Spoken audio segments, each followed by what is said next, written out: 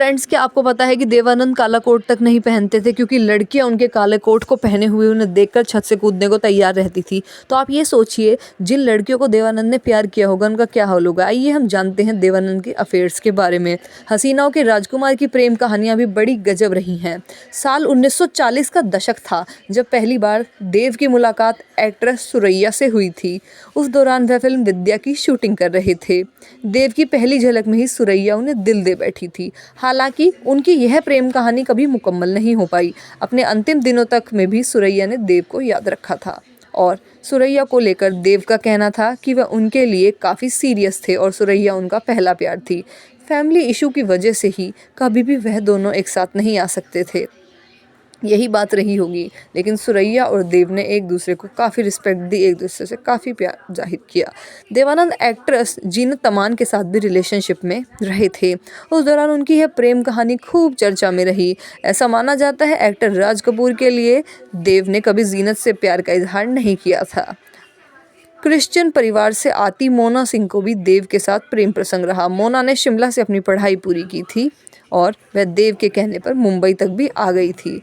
देवानंद की हर एक बात अलग ही है और फिल्म इंडस्ट्री में यह सितारा न केवल पर्दे पर चमका था बल्कि वास्तविक जीवन में भी इस सितारे ने खूब प्यार और प्रसिद्धि पाई।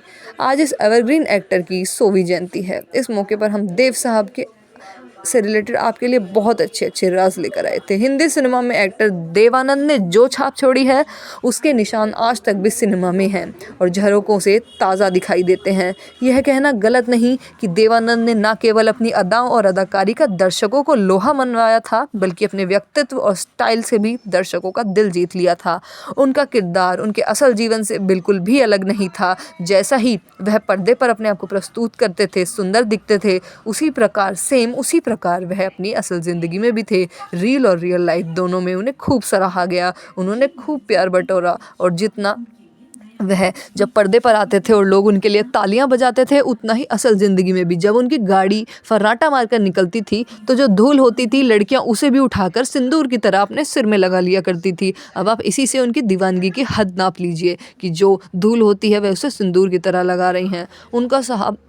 उन साहब का नाम जब आज भी घर के बड़ों के सामने लेते हैं तो वह उनके बारे में ऐसे ऐसे किस्से बताते हैं जैसे कि वो घर के कोई मेंबर हों। सुंदरता में उनकी कोई कमी नहीं थी, ना ही कमी थी उनके किस्सों के बारे में। तो आपको भी अगर देवानंद से जुड़ी ये बातें पसंद आई हैं, उनके किस्से पसंद आए हैं तो हमारे चैनल को लाइक शेयर सब्सक्राइब किए बिना मत जाइएगा। हम आपके लिए बहुत ही मेहनत से फ़ोटो लेकर आते हैं, उनका फिर फ़ोटो के बाद कलेज के साथ वीडियो बनाते हैं और पूरी मेहनत से हम उसमें आपका टाइटल थंबनेल सब डिसाइड करते हैं, सिर्फ इसलिए कि आप उन्हें देखें और एंटरटेन हों। तो आप चैनल को लाइक शेयर सब्सक्राइब किए बिना तो जाइएगा ही मत और आप हमारे चैनल पर बने रहे उसके लिए आपका बहुत बहुत शुक्रिया। Thank you so much.